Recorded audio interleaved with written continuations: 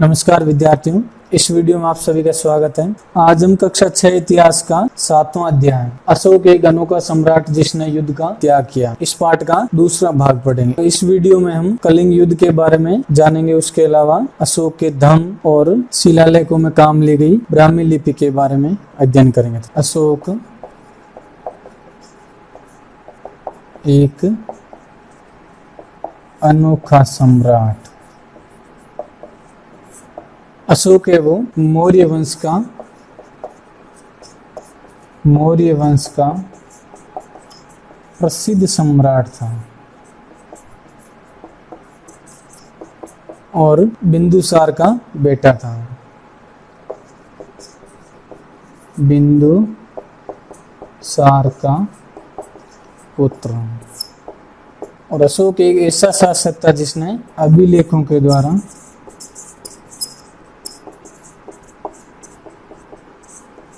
जनता तक संदेश पहुंचाने का कार्य किया, यानी अपने संदेशों को जनता तक पहुंचाने के लिए अभिलेखों का प्रयोग किया गया। और इन अभिलेखों की भाषा है वो प्राकृत भाषा थी और लिपि है वो ब्राह्मी लिपि थी। ज्यादातर अभिलेख थे उनकी भाषा प्राकृत थी और लिपि ब्राह्मी थी। इसके अलावा भी कुछ भाषाओं में मिले, लेकिन ज्यादातर अभिलेख थे वो प्राकृत भाषा व ब्राह्मी लिपि में लिखे गए हैं। अगला दिन बिंदु है अशोक का कलिंग युद्ध। ये जो कलिंग नामक स्थान है, कलिंग तटवर्ती उड़ीसा का प्राचीन नाम है। वर्तमान में जो उड़ीसा नामक स्थान है उसका तटवर्तीय भाग है वो कलिंग नाम से जाना जाता है। अशोक ने कलिंग को जीतने के लिए एक युद्ध लड़ा। जब ये युद्ध होता है, इस युद्ध जनित हिंसा व खून खराबे को देखकर उन्हें युद्ध से वितृष्णा अर्थात घृणा हो जाती है। जब ये कलिंग युद्ध समाप्त होता है तो अशोक उस युद्ध भूमि में जाता है और हिंसा व खून खराबे का दृश्य देखता है। उसके बाद उसका हृदय परिवर्तित हो जाता है और युद्ध से वितृष्णा हो जाती, युद्ध से घृणा हो जाती है। युद्ध से घृणा होने के बाद उन्होंने भविष्य में कभी युद्ध नहीं करने का निर्णय लिया। अशोक को इस युद्ध के बाद इतनी घृणा हो जाती है कि वो भविष्य में कभी युद्ध नहीं करने का निर्णय ले लेते हैं। कलिंग युद्ध के बाद अशोक धम्म की स्थापना करते हैं। तो अशोक का ये जो धम्म है वह क्या था, इसके बारे में थोड़ी सामान्य जानकारी प्राप्त करते हैं। ये जो धम्म शब्द है, धम्म संस्कृत शब्द धर्म का प्राकृत रूप है। धम्म शब्द है वो संस्कृत भाषा के धर्म का प्राकृत रूप है। अशोक ने धम्म में कर्म कांडों को न करने की सलाह दी। लोगों को कर्म कांड यानी देवी देवताओं की पूजा आदि न करने की सलाह दी। इसके अलावा अपने दासों व नौकरों के साथ अच्छा व्यवहार करना, बड़ों का आदर करना, सभी जीवों पर दया करना, ब्राह्मणों को दान देना, अपने धर्म के साथ साथ दूसरे धर्मों का सम्मान करना। इस प्रकार अशोक ने अपने धर्म में कर्मकांड नहीं करने की सलाह दी, अपने दासों व नौकरों के साथ अच्छा व्यवहार करने की सलाह दी और बड़ों का आदर करना, सभी जीवों पर दया करना, ब्राह्मणों को दान देना, अपने धर्म के साथ साथ दूसरे धर्मों का सम्मान करना भी उन्होंने बताया है। और इस धर्म के प्रचार के लिए अशोक ने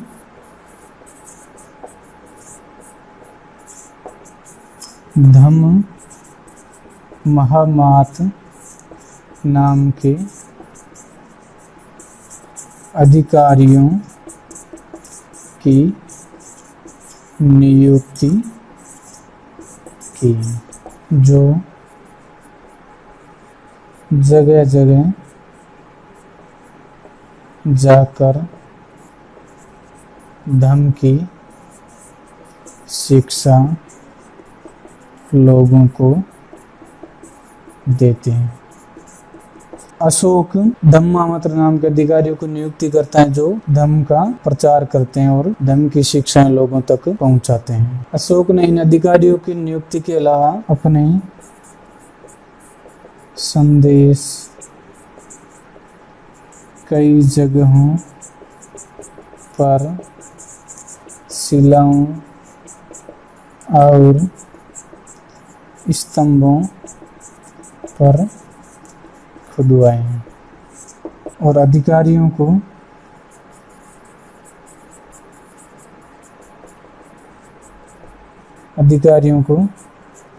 निर्देश दिए गए कि राजा के संदेश उन लोगों को पढ़कर सुनाए जो खुद पढ़ नहीं सकते हैं। ऐसे लोग जो इन संदेशों को खुद नहीं पढ़ सकते, अशोक ने इन अधिकारियों को निर्देश दिया कि वो संदेशों को लोगों को पढ़कर सुनाएं। अशोक ने धम्म के विचारों को प्रसारित करने के लिए सीरिया, मिस्र तथा श्रीलंका में अपने दूत भेजे। धम्म का प्रचार करने के लिए अशोक ने सीरिया, मिस्र व श्रीलंका में अपने दूत भेजे। अशोक ने लोगों की भलाई के लिए सड़कें बनवाई, कुएं खुदवाए व विश्राम गृह भी बनवाए। इसके अतिरिक्त उन्होंने मनुष्य व जानवरों की चिकित्सा की व्यवस्था भी की। ब्राह्मी लिपि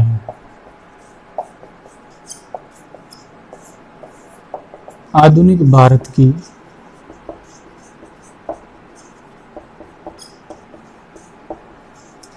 ज्यादातर लिपियां पिछले सैकड़ों वर्षों में इसी ब्राह्मी लिपि से उत्पन्न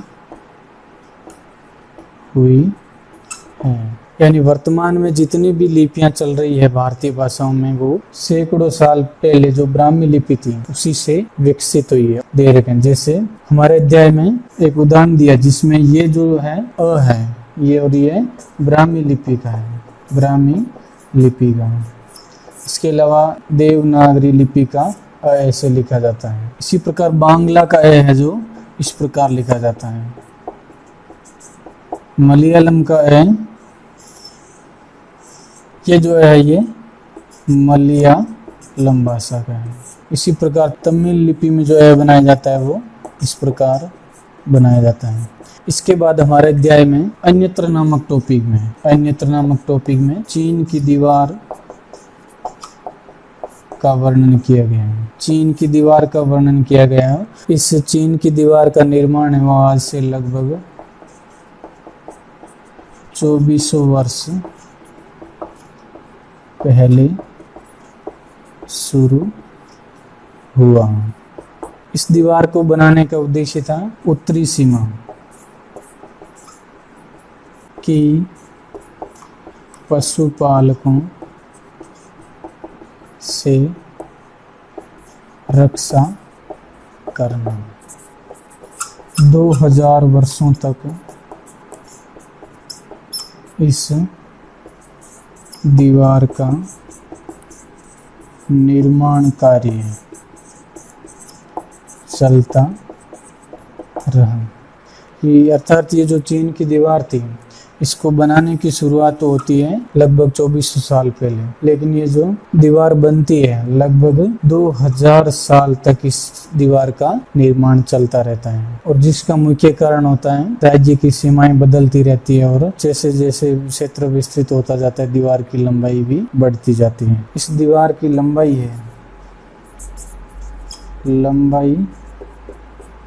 लगभग 6400 किलोमीटर है। और ये जो दीवार है इसका निर्माण पत्थर व ईंटों से किया गया है। चीन की दीवार का निर्माण ज्यादातर पत्थरों व ईंटों से किया गया है। इस दीवार की ऊपरी सतह वो सड़क जैसी चौड़ी है। इस दीवार को बनाने में हजारों लोगों को काम करना पड़ा और दीवार में 100 या 200 मीटर की दूरी पर बुर्ज बने हुए हैं।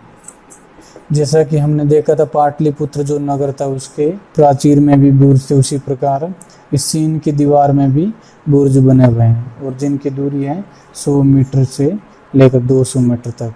इस वीडियो को पूरा देखने के लिए आपका बहुत बहुत धन्यवाद। अगले अध्याय को हम अगले वीडियो में पढ़ेंगे, इसलिए उसको भी देखना ना भूलें।